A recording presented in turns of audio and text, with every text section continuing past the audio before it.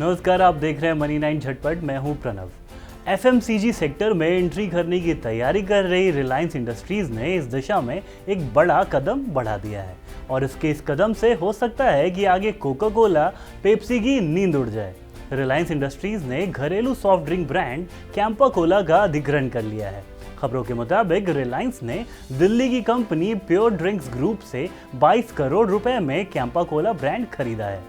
Campa Cola brand से लोगों में नॉस्टैल्जिया उमड़ता है क्योंकि यह एक पुराना सॉफ्ट ड्रिंक ब्रांड है जो 1970 में शुरू किया गया था।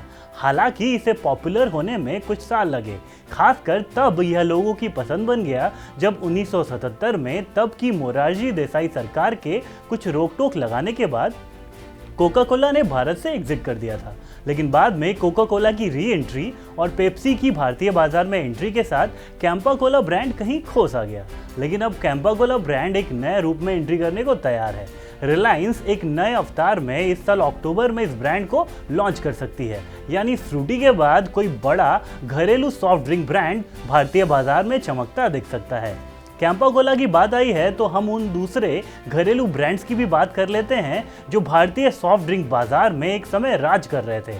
उनमें से कुछ ब्रांड अब भी सबसे ज्यादा बिकने वाले ब्रांड्स बने हुए हैं, लेकिन अब उनकी कमान विदेशी कंपनियों के हाथों में है, जैसे कि थम्स अप, लिम्का और माजा। ये सभी ब्रांड भारतीय कंपनी पार्ले एग्रो के थे, लेकिन 1993 में पार्ले ने इन्हें कोका कोला को बेच दिया।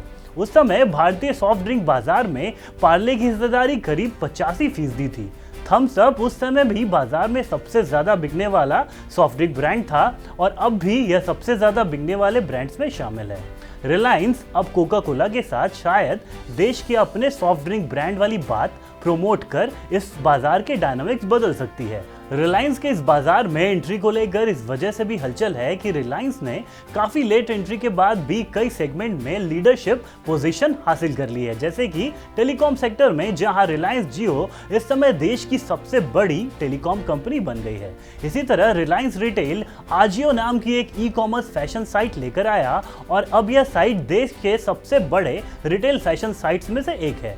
विशेषज्ञों का कहना है कि कैंपा कोला ब्रांड के अधिग्रहण के बाद हो सकता है कि रिलायंस पूरे तरह से कोई नया ब्रांड लॉन्च कर दे या फिर कैंपा कोला को ही एक नए अवतार या रूप में पेश करे। हालांकि कोका कोला और पेप्सी से लोहा लेना आसान नहीं है। ये दोनों ही मल्टीनेशनल कंपनियां हैं और दोनों अकेले भारत में ही मार्केटिंग पर अरबों रुपए खर्च करती हैं। लेकिन रिलायंस के पास डिस्ट्रीब्यूशन का एक मजबूत नेटवर्क है और साथ ही बाजार के समीकरण बदलने वाली प्राइसिंग स्ट्रेटजी है, जिसे देखकर लगता है कि पेप्सी और कोका कोला को मजबूत टक्कर मिलने वाली है। इसलिए कैंपा कोला ब्रांड को स्थापित करने के लिए रिलायंस प्राइस कार्ड खेल सकती है, यानी बाकी ब्रांड से कम कीमत पर अपने ब्रांड को पेश करना। भारत में सॉफ्ट ड्रिंक का एक बड़ा बाजार है।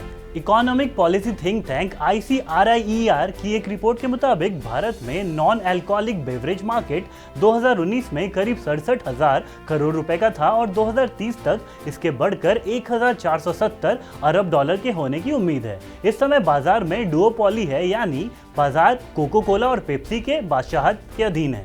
ऐसे में एक नई और बड़ी कंपनी के आने के साथ बाजार का हाल आगे क्या रहेगा, यह देखना दिलचस्प होगा। उम्मीद करते हैं यह खबर आपको पसंद आएगी। काम की ऐसी खबरों के लिए देखते रहिए मनी 9।